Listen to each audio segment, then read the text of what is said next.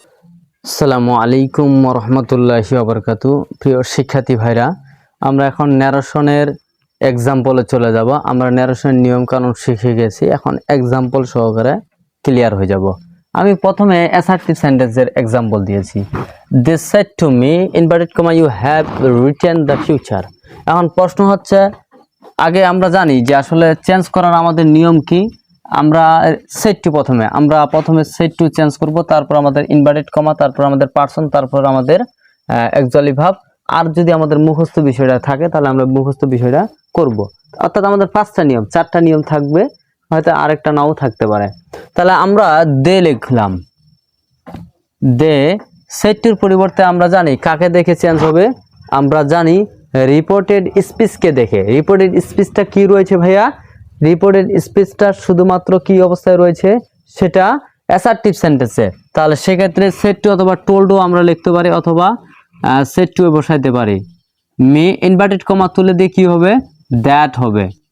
আর আমরা জানি যখন সেকেন্ড পার্সন, এবার আমরা কোথাকার চেঞ্জ করব? পার্সন যখন চেঞ্জ করব, সেই পার্সন কাকে দেখে চেঞ্জ হবে?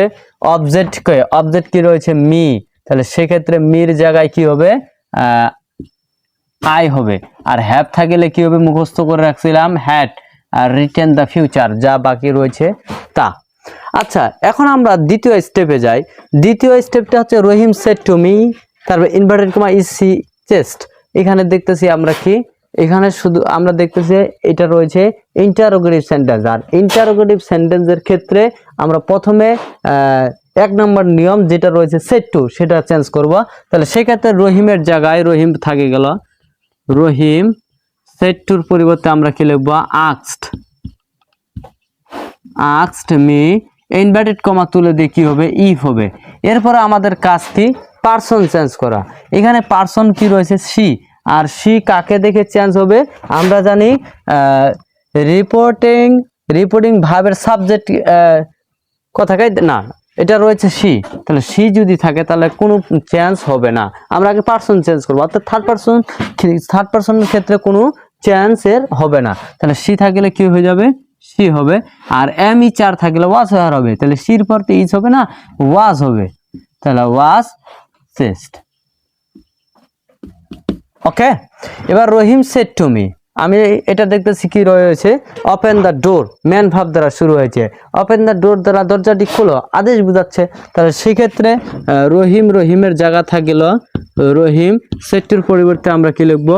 অর্ডার লিখবো, অথবা কমান্ড লিখতে পারি।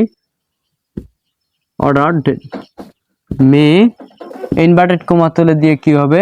আমরা ইম্পারেটিভ সেন্টেন্সের ক্ষেত্রে যদি লেট থাকে তাহলে ডেট বসাই, আর বাকি এখানে কি হবে? ইনভার্টেড কমা তুলে দিয়ে কি হবে? টু হবে।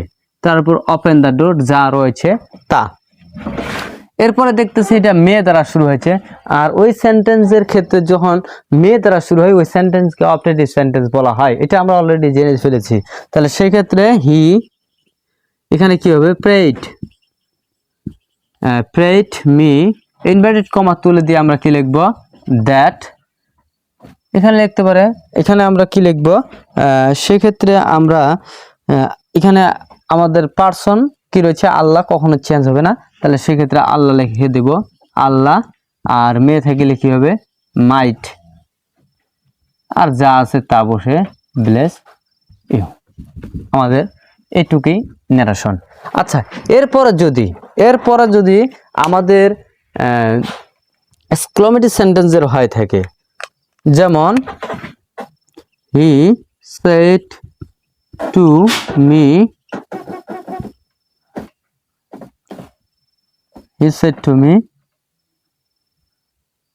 I have hurrah,